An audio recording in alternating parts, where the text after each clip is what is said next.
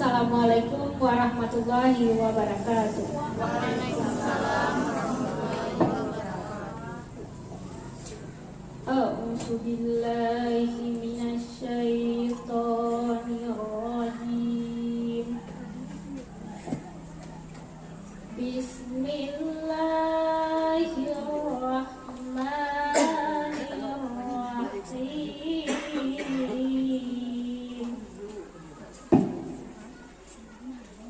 Ya ayyuhallazina amanu idza qila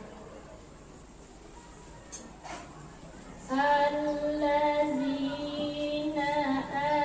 amanu idza qila lakum tafassahu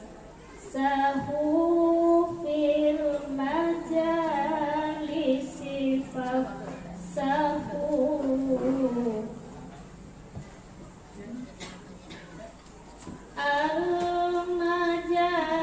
al-majalisi fafsahu yafsahillahu lakum wa iza qila ansuzu fansuzu yarfa'illahu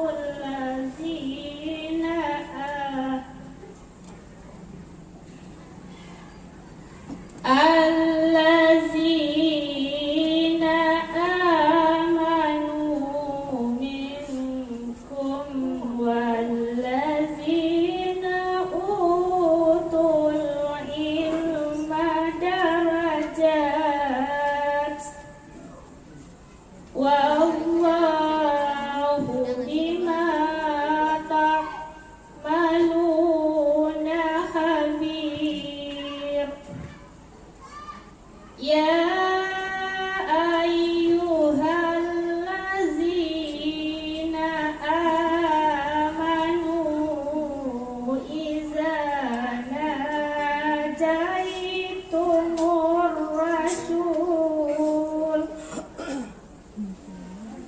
ar-rasula faqaddimu baina yaday najwakum sadaqah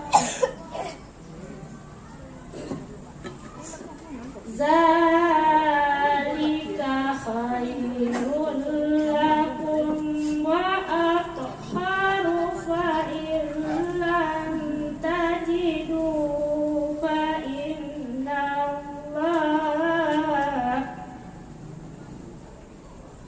Allah ghafurur rahim. Sadaqallahu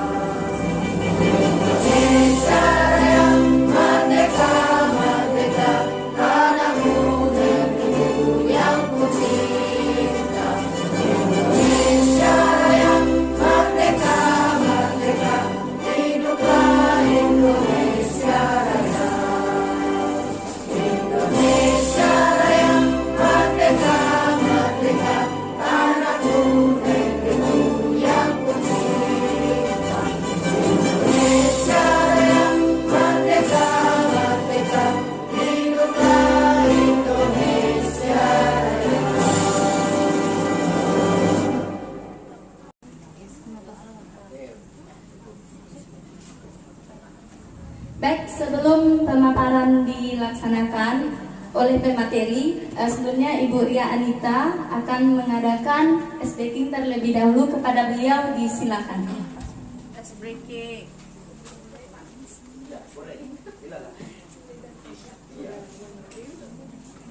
Assalamualaikum warahmatullahi wabarakatuh. Terima kasih Bu Vela atas kesempatannya. Baiklah Bapak Ibu, kali ini saya akan memberikan sebuah ice breaking, dimana ice breaking itu pemanasan ya, sebelum kita mengikuti kegiatan belajar kali ini. Kepada Bapak Ibu diminta berdiri. Yes, berdiri.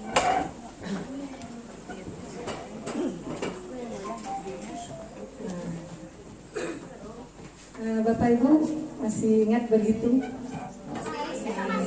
Kita berhitung dari mana Bapak Ibu? Dari nol? Iya. Ya, dari nol ya. Oke.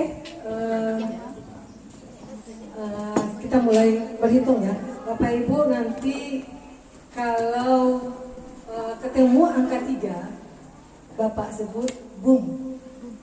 Ya, ketemu angka 3 sebut boom. Bisa dimulai Bapak Ibu? Bisa. Bu Lili bisa menyesuaikan dulu berdirinya. Ya, bagusnya maju lah ya Bapak Ibu. Ya. Bisa. Ya. Maju. Ya.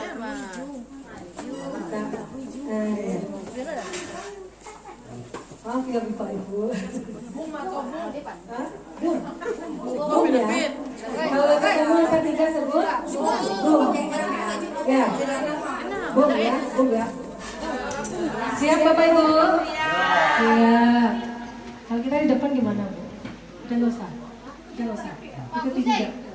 Kita mulai dari sini atau dari sini kita mulai? Oke. Siap Bu Bella? Siap? Berhitung, mulai. 1, 2. Tunggu dulu, kan 1, 2, 3, 4, 5, 6 gitu karena kan mau dilanjutkan lagi kan. Jadi dari Bu Vela nanti ke Bu Vivi. Nah, siapa yang salah nanti ada hukumannya. Ketemu angka 3. Nggak ada hukumannya. Di sini. Kalau ketemu angka 3, boom. Nah, di angka 13 ada angka 3 kan, Bu? Nah, jadi mau sebut apa nanti? Oke. Kita mulai, siap? Nah. Kita mulai ya. 1, 2, 3, go. 1, 2.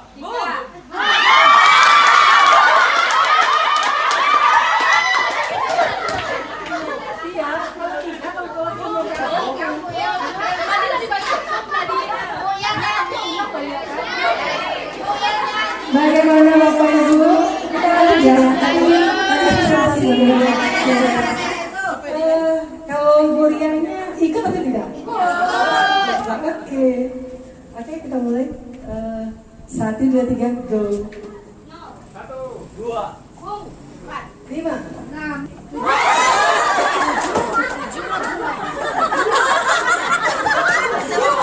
Mungkin ini efeknya ya udah berapa? Jadi gimana Bapak Ibu? Kita kasih hukuman atau tidak? Nggak usah. Oke. Kita ulang lagi. Ulang dari Bu Vivi aja. Kita mulai dari mana lagi? Oke, kita lanjut.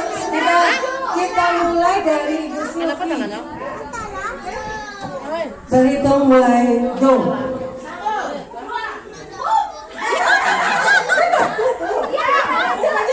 Lanjut.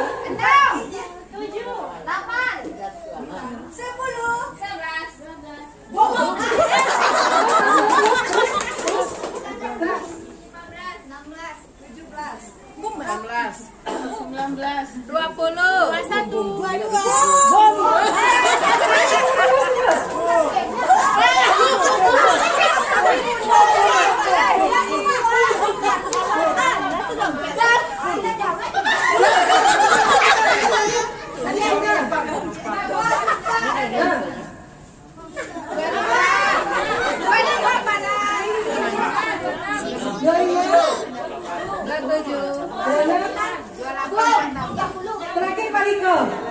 Oke, tidak berhasil. Tapi kabarnya mana Bapak Ibu? Baiklah, kita masuk kepada acara selanjutnya, yaitu pemaparan materi pengimbasan pemikiran Ki Hajar Dewantara dan budaya positif di lingkungan sekolah. Narasumber pertama yaitu Ibu Yelisa Nursal. Kepada beliau disilakan.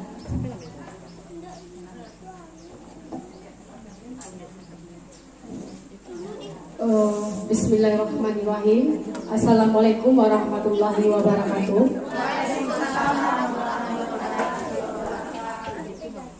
Bersyukur kita kepada Allah, pada hari ini kita bisa mengadakan sosialisasi program guru penggerak di SMA 1 Ranah Pesisir. Kemudian salawat bering salam kepada junjungan kita Nabi besar Muhammad SAW dengan mengucapkan Allahumma sholli ala Muhammad wa ala ali Muhammad. Yang sama-sama kita hormati Bapak Kepala Sekolah, Bapak Ibu Wakil, dan yang teristimewa Bapak-bapak Ibu Guru yang bisa hadir pada hari ini. Baiklah Bapak Ibu, sebelum saya masuk sebagai narasumber yang pertama, sedikit saya mungkin bisa menyampaikan bahwa kami yang duduk depan bertiga ini baru calon Bapak Ibu. Masih panjang perjalanan kami, 7 bulan terakhir nanti Agustus baru selesai pelatihannya. Jadi kami mohon dukungan dan doa dari Bapak Ibu semuanya. Mudah-mudahan kami bertiga ini nanti bisa lulus sebagai betul-betul menjadi guru penggerak. Ya, kalau sekarang masih calon. Kemudian saya sebagai calon guru penggerak dan rekan-rekan yang lain sangat berterima kasih sekali dan apresiasi sebesar-besarnya kepada Bapak Kepala Sekolah kita, di mana beliau sangat mendukung sekali program guru penggerak, dan mudah-mudahan ini nanti bisa kami mengimbaskannya kepada Bapak Ibu semua dan bisa kita menerapkannya nanti di kelas kita masing-masing. Baiklah, kami dalam pelatihan guru penggerak selalu ada kata-kata salam dan bahagia. Artinya apa? Kita sebagai manusia harus bisa bahagia. Bahagia itu apa? Kita yang menciptakan. Bukan kita cari, tapi kita yang menciptakan. Nah, ketika kita berhadapan di kelas, kita harus bisa membahagiakan anak-anak kita. Makanya dalam program pelatihan kami guru penggerak ini, kami begitu banyak dapat ilmu dan menyadari ternyata selama ini saya sebagai guru yang kurang lebih sudah 12 tahun sangat banyak kekurangan kita kalau setelah mendapatkan pelatihan-pelatihan mengenai konsep merdeka belajar, kemudian pembelajaran yang berpihak pada murid. Baiklah Bapak Ibu, saya mulai yang pertama. Mungkin Bapak Ibu kenal dari foto yang Bapak yang ada di slide ini. Siapa itu Bapak Ibu? Iya, Ki Hajar Dewantara. Beliau adalah Bapak pendidikan kita, yang mana dalam program guru penggerak, pemikiran beliau Bapak Ki Hajar Dewantara yang banyak dimasukkan ke dalam pendidikan guru penggerak ini.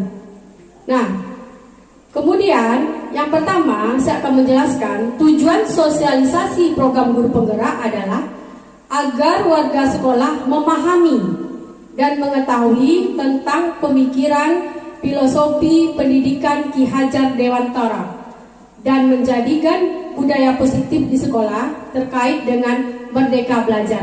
Nah, itulah yang konsep merdeka belajar yang dulu dicetuskan oleh Bapak Menteri Pendidikan kita Mas Radit, bahwa merdeka belajar itulah konsep nanti yang dituangkan. Makanya ada sekarang namanya kurikulum prototipe itu. Nanti kurikulum prototipe itu nanti sekolah penggerak nanti yang baru boleh memakai itu nanti. Kemudian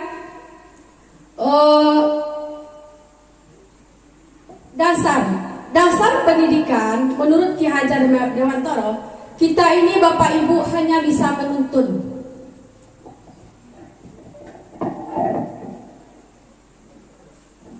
Maksud pendidikan menuntun itu adalah bahwa kita sebagai guru menuntun segala kekuatan kodrat yang ada pada anak-anak agar mereka dapat mencapai selamat dan kebahagiaan yang setinggi-tingginya, baik sebagai manusia maupun anggota masyarakat. Nah, ini adalah konsep pertama yang diambil dalam program guru penggerak, bahwa apa? Kita sebagai guru, posisi kita di sekolah ini adalah menuntun siswa-siswa kita atau murid kita untuk mencapai cita-citanya dengan cara yang menyenangkan dan bahagia bagi mereka. Kemudian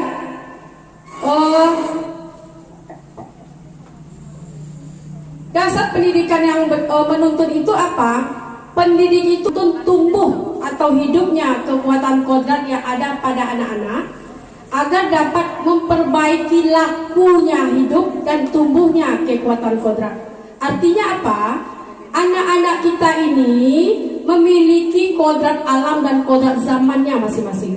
Mungkin selama ini kita mengajar di kelas, kita tidak memperhatikan kodrat anak. Apa itu kodrat anak? Mungkin anak itu gaya belajarnya kinestetik. Kita memberikan juga ceramah. Tentu anak itu bosan jadinya.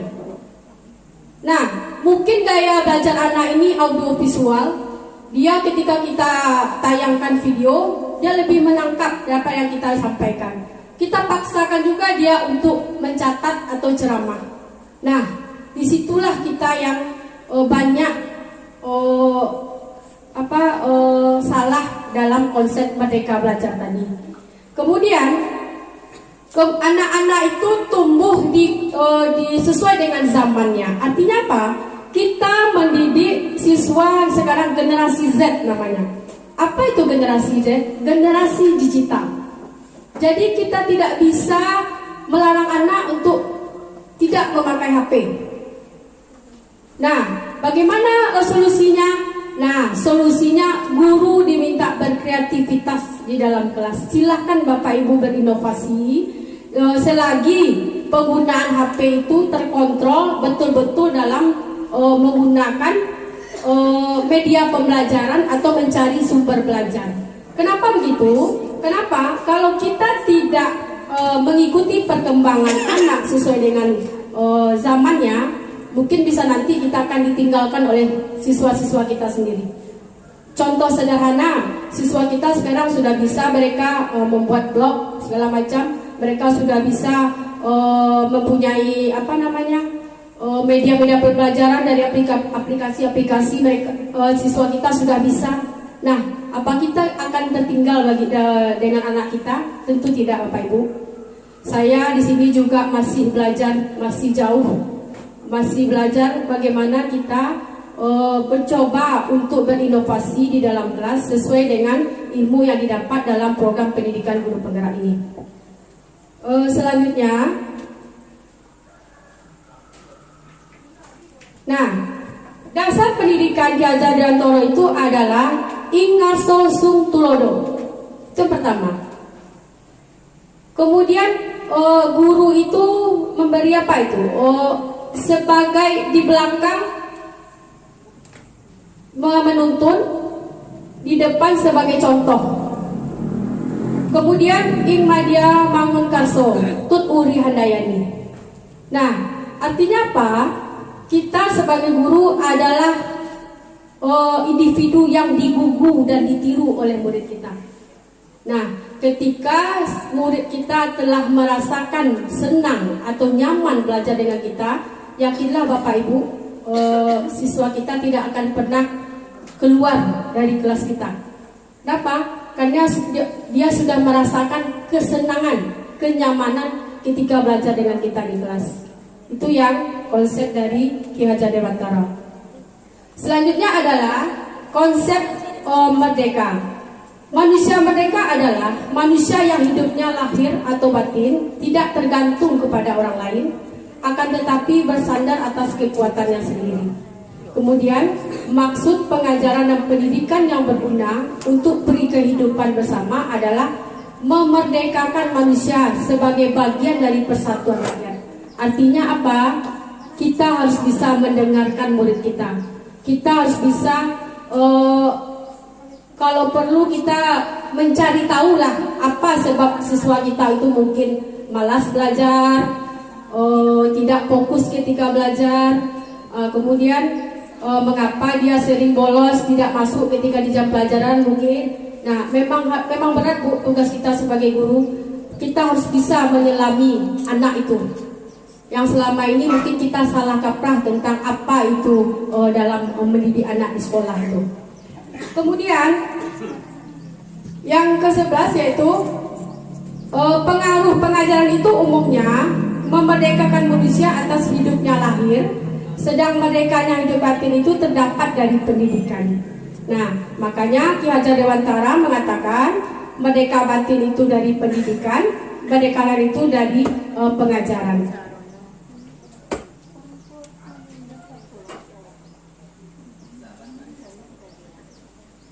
Kemudian konsep bermain, makanya di kelas buatlah Bu macam-macam game-game dalam pembelajaran. Jadi pembelajaran itu menjadi sesuatu yang menyenangkan bagi anak. Dan Ki Hajar Dewantara malah menyarankan kita sebagai guru bermain itu adalah salah satu kodrat anak. Kemudian pikiran, perasaan, kemauan, tenaga, cipta, rasa, karsa dan karya sudah ada pada diri anak. Kemudian permainan anak dapat menjadi bagian pembelajaran di sekolah. Saya yakin Bapak Ibu di sini penuh inovasi ya. Jadi silakan Bapak Ibu berkreasi di kelas, mungkin dibuat dalam bentuk game-game sehingga anak itu tertarik untuk belajar dengan kita. Jadi tidak membosankan kalau tiap hari mencatat aja Bu. Siswa kita berapa mapel satu hari, kita suruh mencatat dari pagi sampai pulang sekolah. Kita harus sadar Bapak Ibu, siswa kita nak mungkin mereka harus menguasai berapa buah mata pelajaran seluruhnya. Sementara kita saja satu guru hanya satu mapel yang sanggup kita kuasai. Jadi jangan kita menzolimi anak dengan harus menguasai anak dalam seluruh mapel itu. Kemudian, kalau dalam filosofi Ki Hajar Dewantara itu ada namanya congklak. Nah, nanti di Buria tahu nih, guru matematika tahu nih, bagaimana permainan congklak itu memberikan sambil bermain anak-anak nanti juga bisa belajar. Nanti Buria ini lebih paham ini, sebagai guru matematika itu Burida juga paham ini. Kemudian ada permainan gobak sodor. Di situ ada nilai di situ. Dalam permainan itu yang bisa juga kita terapkan di dalam kelas. Nah, jadi ketika itu kita lakukan, jadi anak-anak itu belajar menjadi sesuatu yang menyenangkan bagi mereka. Kemudian ada pendidikan yang berpihak pada anak. Nah, inilah salah satu konsep Merdeka Belajar. Itu yang sekarang digadang-gadangkan oleh Mas Nadiem. Bagaimana pendidikan itu seharusnya berpihak kepada anak.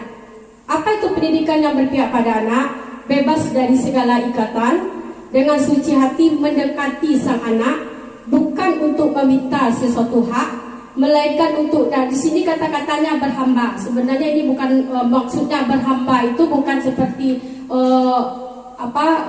antara umat hamba dengan Tuhannya, tidak. Maksudnya ini buatlah pembelajaran itu berpusat pada siswa, itu maksudnya. Nah, kemudian pokok pendidikan itu terletak dalam pengakuan ibu bapak, karena hanya dua orang inilah yang dapat berhamba tadi atau berpihak pada anak tadi dengan semurni-murni dan seikhlas-ikhlasnya. Sebab cinta kasih kepada anak-anak boleh dibilang cinta kasih tak terbatas. Nah, sebenarnya kita bersyukur Bapak Ibu, kita terlahir sebagai seorang pendidik. Kenapa saya katakan bersyukur? Karena ada 3 amalan yang tidak akan putus-putus ketika seorang manusia meninggal dunia itu. Salah satunya adalah ilmu yang bermanfaat. Nah, kita berada di posisi itu. Jadi saya mengajak Bapak Ibu hebat semuanya, mari kita mulai dari kelas kita masing-masing. Kita ciptakanlah pembelajaran yang berpihak kepada anak. Selanjutnya, nah, selama ini ada tatanan diri kita bahwa anak itu adalah kertas kosong. Bukan Bapak Ibu, anak-anak bukanlah tabula rasa.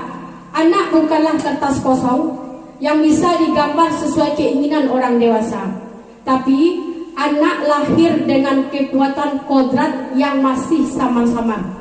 Nah, tujuan pendidikan di sini adalah kita sebagai guru menuntun anak untuk menebalkan sisi positifnya dan meminimalkan sisi negatif dari anak. Artinya apa?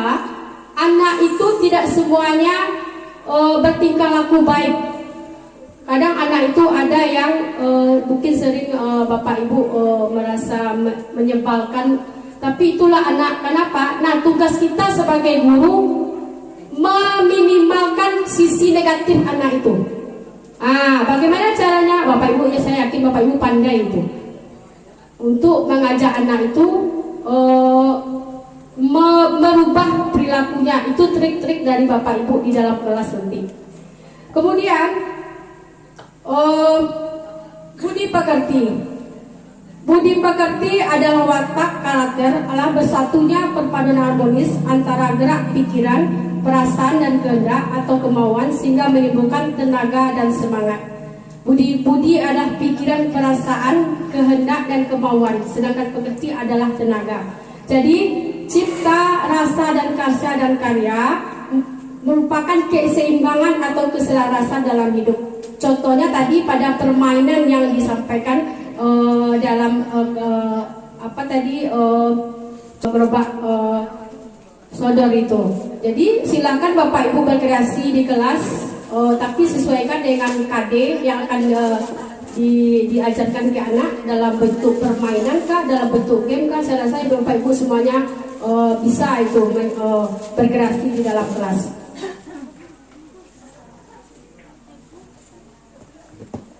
Nah, ibaratnya Bapak Ibu, kita ini adalah petani.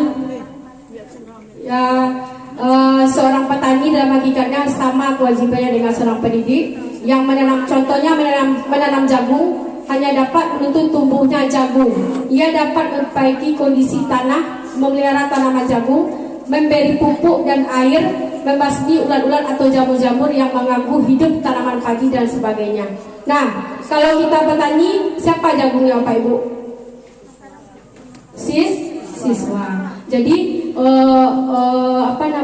suburnya jagung tadi tergantung kepada petaninya. Jadi tergantung kepada kita sebagai guru, sebagai seorang pendidik. Mungkin itu materi yang pertama dari saya. Selanjutnya rekan saya Bu Ria Anita yang akan menyampaikan materi selanjutnya. Kepada Bu Ria, disilakan. Terima kasih Bu Yel. Salam dan bahagia Bapak Ibu. Kurang keras. Salam dan bahagia Bapak Ibu. Salam. Begini ya Bapak Ibu, kenapa kita kalau di dalam apa Pak? Waktu sholat dan soma barangkali sudah mendingin, maka bisa dipending. Sekarang ini ya Ibu, kalau kita kan di guru penggerak ada kesepakatan namanya. Jadi kita sepakati aja dulu Bapak Ibu. Bapak Ibu setuju kita isoma dulu atau lanjut? Yang setuju isoma angkat tangannya. Setuju isoma angkat tangannya. Siapa itu Bu Silvi? Hitung berapa itu Bu Silvi? Siapa hitung berapa? Angkat tinggi-tinggi Bapak Ibu.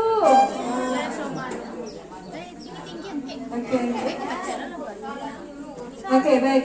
Kita karena ya yang tidak setuju cuma angkat tangan yang tidak setuju. Berarti banyak yang setuju. Oke lah, kita isoma dulu ya Bapak Ibu. Setelah isoma kita kembali ke kegiatan kita ini. Silakan Bapak Ibu. Assalamualaikum.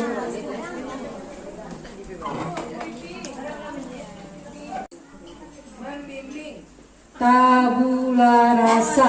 Tabula rasa. Setelah itu apa lagi? Barma. bermain, kemudian pendidikannya berpusat kepada anak. Oke, lanjut Bu. Masih ke gambar yang tadi. Nah, dasar pendidikan KHD itu Buya masih apa tadi ya? Setengah lagi saya. Ya, di mana dasar pendidikan KHD tadi guru itu diibaratkan sebagai petani, ya Bapak Ibu. Siswa sebagai apa tadi Bapak Ibu? Nah, kalau tanah sebagai apa? Sekolah ya? Ya, sekolah. Jadi di sini Bapak Ibu, kita sebagai guru ya ibaratkan sebagai petani. Nah, lanjut Bu. Nah, yang ini. Nah, sekarang kalau kita mau menanam padi ya Bapak Ibu, ilmu apa yang kita pakai untuk menanam padi? Kita pakai ilmu menanam jagung? Tidak. Yang kita pakai ilmu menanam padi. Nah, yang dimaksud menuntun itu di sini adalah kita sebagai guru itu supaya si benih tadi subur, supaya ibaratnya bisa berasnya jadi beras Solo, ya. Nah, apa upaya kita? Yang terkenal ya beras Solo, Bapak Ibu. Nah, beras Solo. Barang Peru? Oh ya, coba. Barang Pulau? Mana Naranca? Padang Pulau itu dari Solo, guys. Oh gitu. Ada dari Solo. Oh, iya. Oke. Jadi di sini kita sebagai guru itu di tanaman padi tadi itu kan ada jamur, kan namanya Bu kapinjiang, segala macam nak. Jadi baca caranya supaya yang tadi itu hama-hama tadi. Nah di situ peran kita, yaitu kita kalau dia ada hamanya kita apakan? Kita semprot. Kalau dia kurang subur kita apakan? Kita pupuk. Nah itu ya tadi ya. Kita tidak bisa mengubah tanah. Kita tidak bisa mengubah anak, karena sudah disebutkan tadi oleh Bu Ir bahwa anak itu dia mempunyai kodratnya masing-masing. Ya, jadi analoginya begini Bapak Ibu, kalau semuanya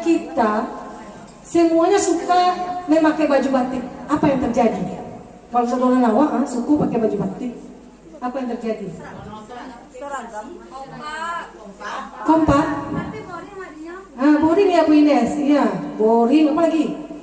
Ya kalau kita semuanya suka memakai baju batik, semua di dunia ini orang pakai baju batik semuanya. Bagaimana? Baju yang lain Tidak muncul kreativitas. Apa lagi? Tidak ada variasinya. Nah, begitu sebenarnya kita itu diciptakan berbeda-beda. Kita tidak bisa menganggap semua orang itu sama, karena pada dasarnya kita itu diciptakan berbeda-beda, ya. Oke, nah begitu pula dengan anak-anak kita, Bapak-bapak Ibu. Nah, jadi mulai dari sekarang kita jangan menganggap anak kita itu sama. Kenapa begitu? Karena setiap anak memiliki kodratnya masing-masing. Sampai di sana bisa dipahami Bapak Ibu? Lanjut. Nah, relevansinya, apa relevansinya? Tadi sudah disebutkan.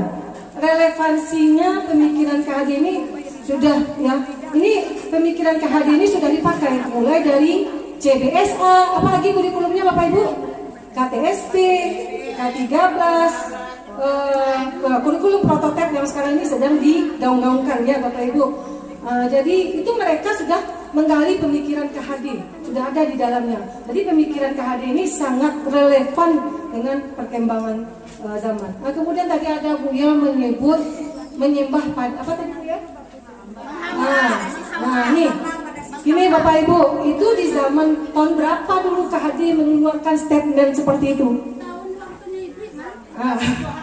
Begini, berarti itu di zamannya KHD 90 sebelum merdeka ya.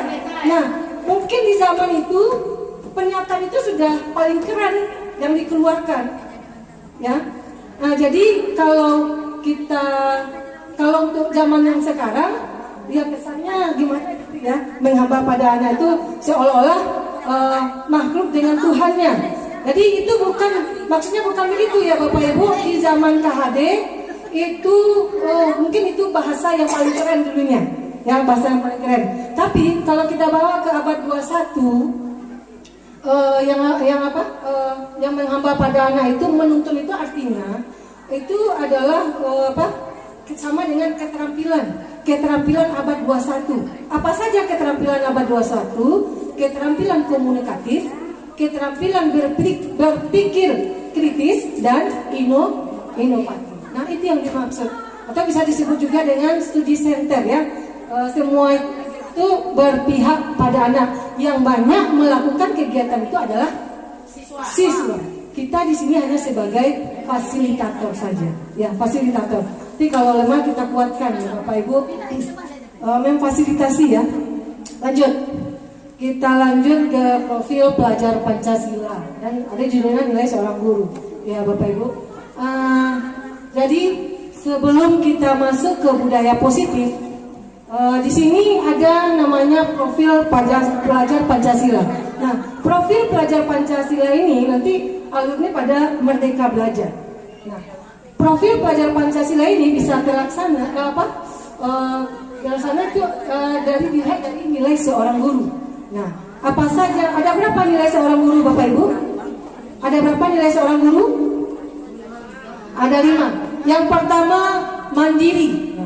Mandiri itu maksudnya kita sebagai guru, kita jangan menunggu untuk melakukan perubahan. Jangan disuruh-suruh dulu oleh atasan. Jangan. Nah, jadi kalau kita mau berubah ya kita carilah. Ya, kita cari, bisa saja kita mengikuti seminar. Satu lagi apa? Kita bisa ke MGP, ya kan?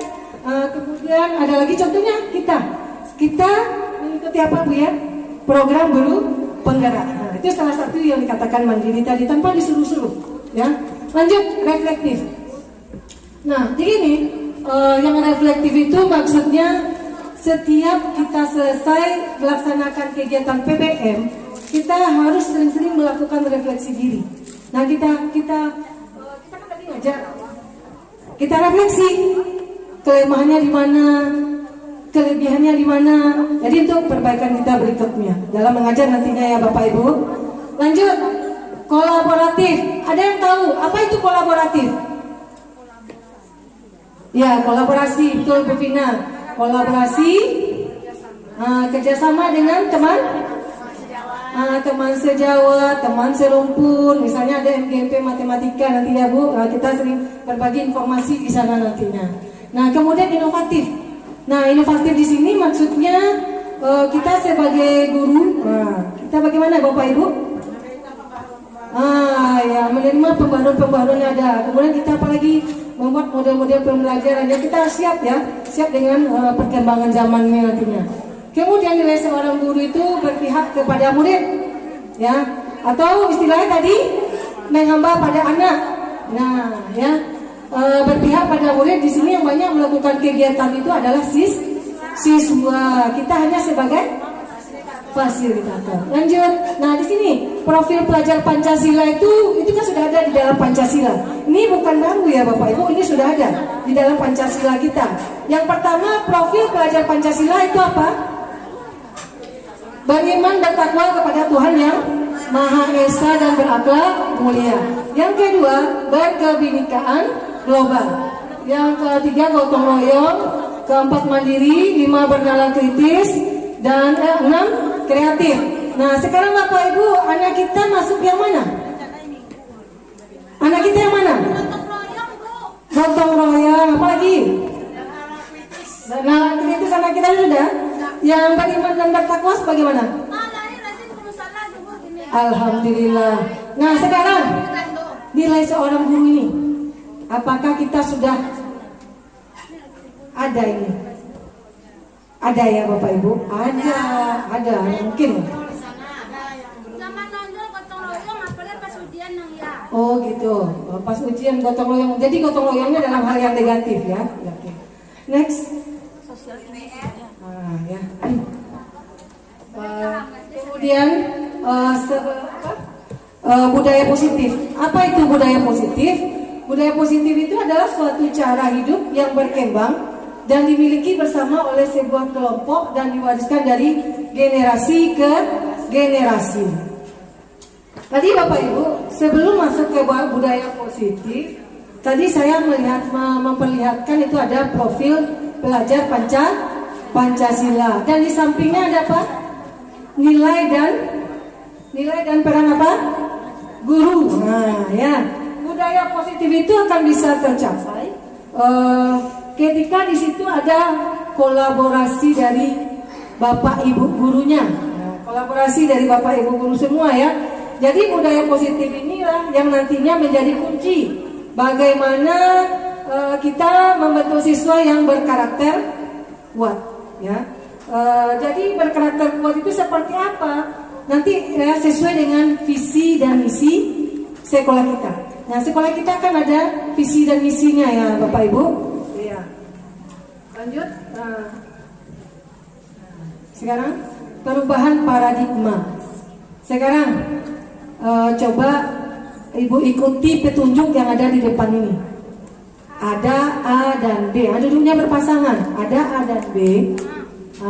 Sobeklah secari kertas. Tuliskan benda atau sesuatu yang sangat berharga bagi Bapak Ibu. Letakkan di salah satu tangan Anda dan genggam benda atau sesuatu tersebut dengan segala daya. Buatlah sebuah kepalan. Teman Anda akan mencoba dengan sekuat tenaga dengan berbagai cara untuk meminta Anda memberikan benda tersebut. Apa yang terjadi?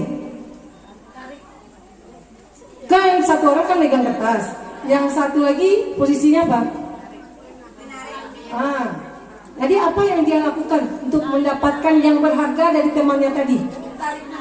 Tarik menarik. Lagi Bapak Ibu? Bercakap, berkelahi ya.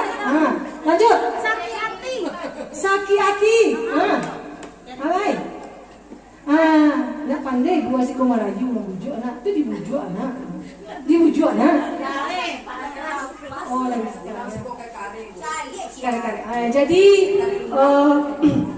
Jadi berbagai macam upaya yang kita lakukan tadi ya Bapak Ibu. Mulai dari apa tadi? Bertengkar. Sudah bertengkar apa lagi? Sakit hati. Lanjut. Merayu. Ya. Kita rayu-rayu ya supaya si teman tadi mau membuka apanya. Nah, akhirnya bagaimana? Oh, itu endingnya. Tadi itu yang terjadi ya. Nah, oke. Baiklah. Saya lanjutkan Bapak Ibu. Nah, dari tadi, bisakah kita mengontrol seseorang? Nah, jadi nanti kita lihat dari stimulus responnya. Kalau stimulus responnya, kita mencoba mengubah orang agar berpandangan sama dengan kita. Nah, kalau di teori kontrolnya, kita berusaha memahami pandangan orang lain, ya. Kemudian stimulus respon yang kedua, perilaku buruk dilihat sebagai, biasanya orang kan itu Bapak Ibu, perilaku buruk dilihat sebagai suatu kesalahan. Nah, kalau teori kontrolnya, semua perilaku memiliki tujuan. Kemudian stimulus responnya dari perubahan paradigma tadi, orang lain bisa mengontrol saya. Teori kontrolnya hanya Anda yang bisa mengontrol diri Anda. Ya, lanjut, pemaksaan ada pada saat bujukan gagal. Kolaborasi dan konsensus menciptakan pilihan-pilihan baru. Nah, itu teori kontrolnya. Kemudian stimulus respon yang terakhir, model berpikir kita nanti apa Bapak Ibu? Menang atau kalah? Kalau di teori kontrol itu model berpikir kita menang-menang. Tidak ada menang, tidak ada kalah. Di teori kontrolnya nanti menang-menang. Jadi yang bagus yang mana Bapak Ibu? Teori kontrol. Itu yang akan kita lanjut Bu. Nah, sekarang kita lanjut ke disiplin. Sekarang saya mau tanya, disiplin itu apa Bapak Ibu? Apa yang terbayang oleh Bapak Ibu tentang disiplin? Aturan. Apalagi? Keteraturan ya. Yang terbayang bagi kita itu adalah keteraturan. Yang ujung-ujungnya nanti apa? Ujungnya membawa perubahan. Ya, tadi kita kan kalau disiplin itu yang kita bayangkan nanti ada tata tertib. Nah, konsekuensi apa? setelah kalau ada anak yang melanggar tata tertib, endingnya apa? Hukuman kan? Nah di sini kita tidak boleh memberikan hukuman kepada anak. Itu yang tidak boleh. Ya.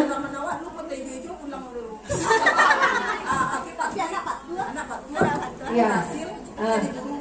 Ya. Nah, ya. Begini ya Bapak Ibu, itu yang disiplin ya, disiplin itu ujungnya nanti kehukuman ya, janganlah kita kalau sudah kepepet Bapak Ibu, nggak ada. Tapi kalau masih bisa dihindari ya Bapak Ibu. Gimana Bapak Ibu? Kalau kita terapkan yang itu tadi, anak ya mungkin ya masuk gerbang aja mereka tahu. Disiplin sekolah, disiplin itu kan tata tertib tadi ya.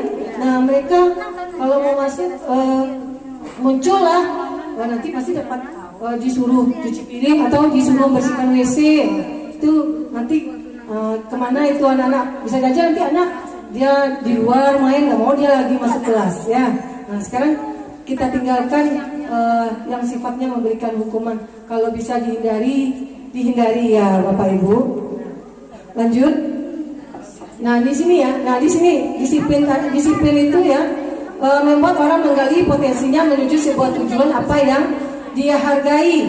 Namun dalam budaya kita, makna kata disiplin telah berubah menjadi sesuatu yang dilakukan seseorang pada orang lain untuk mendapatkan kepatuhan. Kecenderungan umum adalah menghubungkan kata disiplin dengan ketidaknyamanan, bukan dengan apa yang kita hargai atau pencapaian suatu tujuan mulia. Disiplin kemudian tadi disiplin itu memiliki motivasi intrinsik ya Bapak Ibu, berarti berada dalam dirinya sendiri, di mana seseorang itu memiliki disiplin positif, harus mampu mengontrol dirinya sendiri, mampu menggali potensinya untuk sebuah tujuan yang bermakna. Tidak harus dengan hukuman. Jadi hukuman itu jadi alternatif terakhir, kalau perlu tidak digunakan sama sekali. Ya Bapak Ibu. Lanjut. Kemudian bagaimana ada strategi di sini ya Bapak Ibu, bagaimana kita nanti menumbuhkan disiplin diri pada murid ya. Strategi yang pertama itu yang kita lakukan adalah menyusun keyakinan kelas namanya. Nah nanti keyakinan kelas itu akan disampaikan oleh Ibu Risna Murni ya Bu. Nah lanjut, teori motivasi perilaku manusia. Untuk menghindari ketidaknyamanan, apa yang akan terjadi apabila saya tidak melakukan? Nah itu adalah motivasi eksternal, motivasi yang berasal dari luar. Yang kedua, untuk mendapatkan imbalan dari orang lain atau institusi, apa yang akan saya dapatkan apabila saya melakukannya, itu juga motivasi eksternal. Nah, yang ketiga, untuk menghargai diri sendiri, menjadi insan sesuai harapan kita, saya akan menjadi orang yang seperti apa bila saya melakukan ini. Nah, itu adalah motivasi internal. Nah, ini tujuan dari disiplin positif nanti. Nah, lanjut. Nah, merdeka menurut Ki Hajar Dewantara tadi juga sudah disampaikan oleh Ibu Yel. Merdeka itu artinya tidak hanya terlepas dari perintah, akan tetapi juga cakap buat memerintah diri sendiri. Oke, sampai di sana dulu Bapak Ibu. Selanjutnya akan dipaparkan oleh Ibu Risna Murni SPD. Kepada Ibu Risna Murni dipersilakan. Assalamualaikum warahmatullahi wabarakatuh.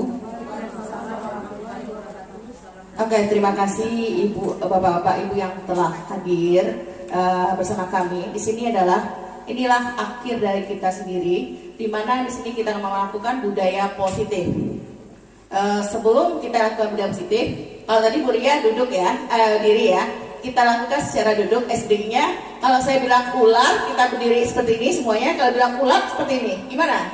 Bapak Ibu. Oke. Ular.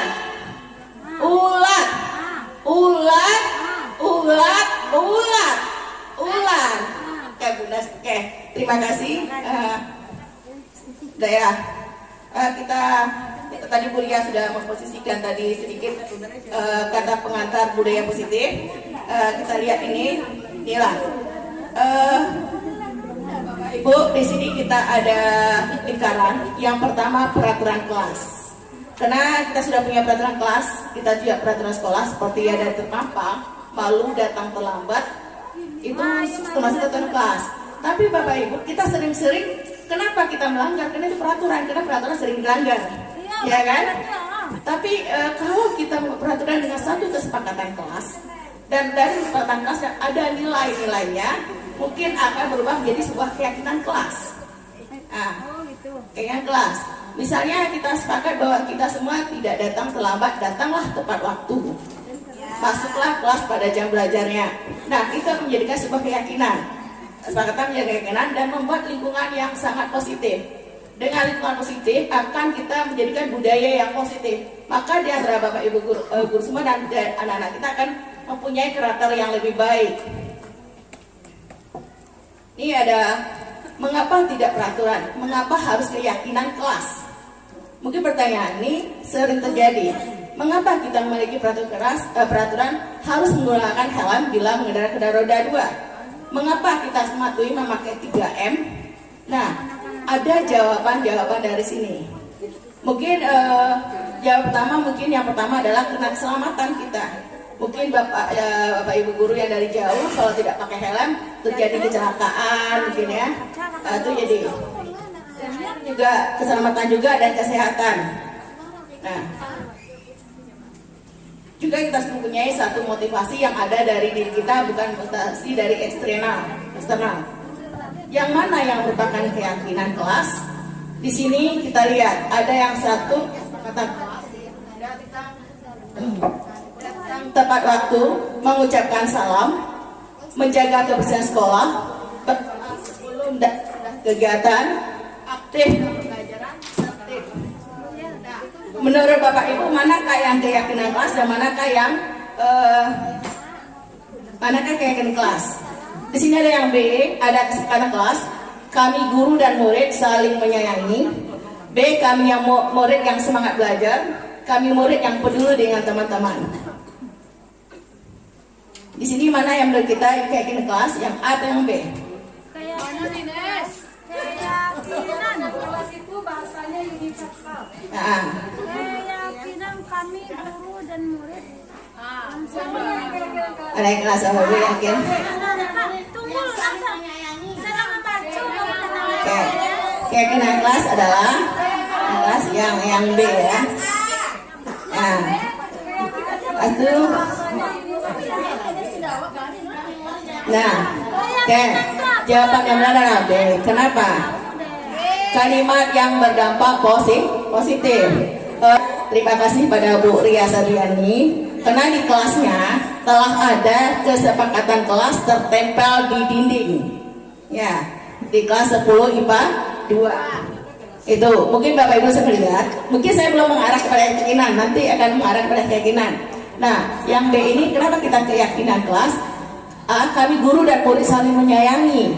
Dimana kita sebagai guru harus mempunyai kapasitas dan ada rasa sayang terhadap murid kita sendiri. Kalau tidak sayang, mungkin kita memberikan pelajaran yang membosankan. Kami murid yang semangat belajar. Bapak Ibu dalam membuat strategi kita semangat belajar, mungkin saja kita melakukan perubahan. Mungkin seperti kita mengajak pada anak-anak, itu mungkin ada satu video, mengajak anak-anak melakukan yel-yel sebelum pelajaran. Nah, kenapa kita melakukan yel-yel sebelum pelajaran? Kita semua anak-anak ini bawa pembelajaran yang kita bawa itu tidak bosan dan tidak menakutkan. Kenapa? Muncul kadang-kadang di anak-anak kita ya, apalagi bahasa Inggris, fisika, kimia, dan biologi, itu mereka fisika, kimia, dan matematik, itu mereka yang merasakan itu adalah hal-hal yang menyulitkan. Kenapa saya memberikan ini semangat belajar dengan yel-yel? Kita harus buka pada anak bahwa itu adalah semangat, bahwa belajar itu tidaklah menyulitkan, bahwa belajar itu adalah menyenangkan. Kami murid yang peduli dengan teman-teman. Kita di sini mengajarkan gimana murid kita mengajarkan peduli. Mungkin ada seperti kemarin ada korban Gunung Semeru, kita menyumbang. Juga kita melihat anak yang sakit. dan ada rasa empati yang kita hadapkan. Di sini ada, kita harus lihat ya Bapak Ibu, ada perbedaan hukuman dan konsekuensi. Hukuman sesuatu yang menyakitkan harus terjadi. Contoh, tadi sudah kita kuliah ya. Sesuatu yang harus konsekuensi, sesuatu yang menyakitkan harus terjadi. Di mana hukuman yang harus terjadi seperti kita beri hukuman ke anak seperti ini. Kalau kita tidak mengumpulkan tugas, Anda silakan membuat hukumannya itu mungkin saya berdiri di depan tegak satu, itu hukuman, Ibu. Sementara kalau saya sih memang sesuatu harus terjadi. Membuat anak sakit fisik maupun hati untuk jangka waktu lama itu jangan kita lakukan lagi karena kita berada di zaman yang lebih modern. Hati-hati Bapak Ibu semua.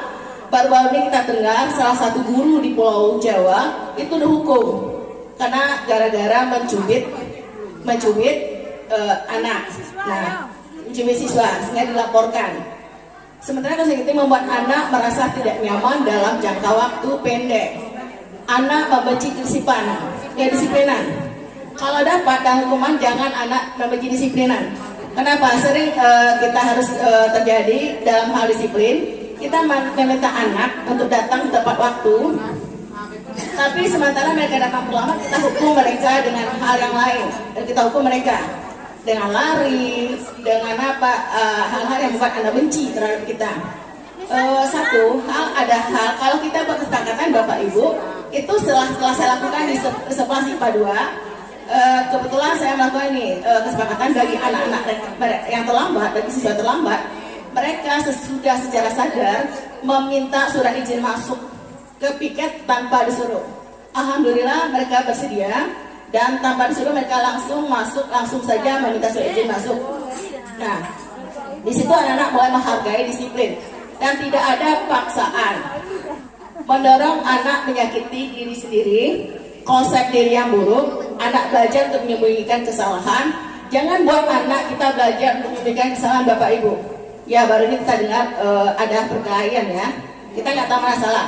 Anak ini sudah jelas salah, kita sembunyikan, kita bela, itu sangat salah sekali. Jangan sampai anak belajar menyembunyikan kesalahan, marah, rasa bersalah dan memalukan. Dipermalukan dan merasa tak dihargai. Jadi hukuman itu anak-anak akan merasakan ini Bapak Ibu. Sedangkan di konsekuensi kita harus bisa, anak-anak bisa memberikan stimulus dan tanggapan dan mendorong anak agar mudah menyesuaikan diri, konsep diri yang baik, dan anak mulai belajar mematuhi peraturan. Kehilangan hak dibuat tidak nyaman, diasingkan. Tentang dasar manusia. Bapak Ibu semua, kita butuh sebuah cinta kasih dan diterima. Begitu juga dengan anak-anak kita. Kita butuh cinta kasih kita dan terima. Contoh seperti ini, mungkin anak kita yang terlambat, kita nyatakan, kenapa terlambat nak? Bu, awak terlambat. Pagi bangun jam 4 buat kue, ngantar kue ke kedai-kedai Bu. Nah, di sini anak ini ada butuh Bapak Ibu butuh cinta kasih kita untuk bisa menerima alasan mereka yang disebut. Dan kita juga menemukan satu anak yang hobi. Kadang-kala di kelas kan ada pula anak yang usil. Kenapa hobinya usil? Ketika dia teman ngerjakan sesuatu pasti dia ngambil pena. Setelah ditanya, kenapa nak? Senang aja ya man. Berarti anak itu butuh satu kebutuhan kesenangan. Ada anak yang butuh dalam hal ini penguasaan. Kenapa harus penguasaan? Harus jadi ketua kelas dia, yang menulis di paparan dia, harus dia menguasai. Itu harus kita sadari juga Bapak Ibu, bagaimana kita mengelola anak. Dan ada juga anak yang butuh kebebasan, dibebas. Dan di dalam hal kebutuhan dasar manusia ini juga ada kebutuhan perlindungan. Jadi anak-anak kita juga harus ada butuh perlindungan. Sebenarnya adalah perlindungan kita terhadap anak. Ini ada 5 posisi kontrol yang akan kita pakai sebagai guru. Yang pertama adalah posisi kontrol kita yang pertama adalah penghukum. Nah, ketika Bapak Ibu mendapatkan anak punya kasus, kita selalu secara tidak sadar menghardik ya. Di sini kita menghadik anak dan itu membuat anak merasa takut. Aduh, gimana nih? Yang kedua adalah membuat merasa bersalah. Kenapa bersalah? Ini yang sering kita lakukan Bapak Ibu. Di sini sering kita lakukan secara tidak sadar. Kita buat anak itu merasa memang bersalah. Dan ada teguran sebagai teman. Nah, teman itu pastilah ketika, ayo nak, ngapain kamu seperti nak lakukan? Bagaimana? Ayolah, kalau mau nggak minta maaf dengan teman kamu yang kamu lari kemarin. Ini pemantau. Nah, posisi kontrol pemantau mungkin di sini pemantau adalah akan melihat bagaimana seperti ini adalah seperti tugas guru bimbingan konseling ya, yang selalu memantau anak yang tidak hadir dan siapa aja anak yang cabut dan anak yang berkasus, dan juga memantau apa saja barang peraturan. Nah, pemantau akan menyesuaikan diri bila diawasi. Nah, dibalik di posisi tadi, sebaiknya sebagai guru kita harus berada di posisi manajer. Manajer, di mana dalam manajer kita berikan satu pertanyaan-pertanyaan yang sangat menarik supaya anak bisa merasa dalam dirinya mengakui kesalahannya ini dan bisa mengakui pribadinya. Nah, inilah yang akan kita laksanakan, yaitu restitusi. Nah, restitusi kata dosen, restitusi adalah proses menciptakan kondisi bagi murid untuk memperbaiki kesalahan mereka sehingga mereka bisa kembali pada kelompok mereka dengan karakter yang lebih kuat. Nah, ada dari anak-anak kita yang tidak terima di kelompoknya. Nah, jadi apa tuh restitusi? Ada berapa restitusi? Yang kita lihat di sini ada 9 ciri restitusi. Yang pertama adalah bukan untuk menebus kesalahan, namun untuk belajar dari kesalahan. Jadi anak-anak itu tahu dengan kesalahan sendiri apa kesalahan mereka buat. Yang kedua adalah memperbaiki hubungan, terjalin hubungan lebih baik, dan ada tawaran dan bukan paksaan. Restitusi menuntut melihat ke dalam diri. Restitusi mencari kebutuhan dasar yang mendasari tindakan. Restitusi diri adalah cara-cara yang paling baik untuk memperbaiki diri. Restitusi fokus pada karakter bukan pada tindakan. Restitusi pada fokus pada solusi. Restitusi mengawalkan murid yang berbuat salah pada kelompoknya. Nah, kita lihat lagi. Ini yang akan kita lihat. Ada segitiga restitusi. Segitiga restitusi ini ada tiga. Yang pertama, menstabilkan identitas. Yang kedua adalah validasi tindakan yang salah. Ketiga adalah menanyakan keyakinan. Nah, jika kita ketemu kasus anak kita yang suka dengan cabut, mungkin ya keluar, yang cabut dalam pembelajaran kita, mungkin apa yang kita lakukan? Di mana posisi kita? Mungkin kita sedang melakukan dengan posisi penghukum. Sebenarnya bisa kita tanya, kita stabilkan identitas mereka. Mengapa Anda berbuat seperti ini? Nah, mereka nggak punya alasan, Bu, saya nggak punya buku, Bu. Uang orang tua saya tidak apa. Nah, kita berikan sebuah validasi tindakan, mana kita berikan tindakan mana yang lebih baik. Nah, di sini kita anak yang menyatakan dia tidak ada, dia butuh hal bukan pengasan ya, cinta kasih, butuh dia perhatian, dan kita tanya lagi apa nilai-nilai yang kita sepakati, dan nilai apa. Nah, jika anak kita menyatakan nilainya, oh ya, nilainya saya melanggar ini, Bu. Kalau saya cabut berarti saya tidak dapat nilai. Kalau saya cabut berarti saya tidak menghargai guru. Kita lihat, nah ini contoh stabilitas. Kalau untuk membuat murid yang merasa gagal karena buat salah menjadi positif terhadap dirinya, maka berbuatlah salah satu manusiawi. Tidak ada manusia yang sempurna, Bapak Ibu, yang berbuat salah. Sementara kita sendiri sebagai guru juga belum sempurna. Karena yang sempurna hanya punya Allah SWT. Nah, kita bisa lihat, mencari tahu siapa yang benar, siapa yang salah. Bapak Ibu lebih tertarik untuk menyelesaikan masalah ini. Nah, saya juga tertarik nanti kita bersama-sama Bapak Ibu kemarin dapat kasus tadi. Ya, Bu Nes, kasus ini bisa kita laksanakan di sekitar restitusi. Kasus tentang siswi kita yang bertengkar tadi. Ya, berkelahi tadi bisa kita masukkan. Kita bisa mengambil ini bagaimana menstabilkan identitas ini. Saya mau juga kerjasama kita dengan guru-guru BK dan validasi tindakan yang salah, membantu murid mengenali mas basic. Kita harus tahu dulu apa kebutuhannya sehingga mereka berbuat seperti itu. Nah, seperti kita tahu ada penguasaan dasar manusia. Yang pertama adalah power, penguasaan, freedom, kebebasan, love and belonging, diterima, cinta dan terima, fun, kesenangan, atau survive, bertahan hidup.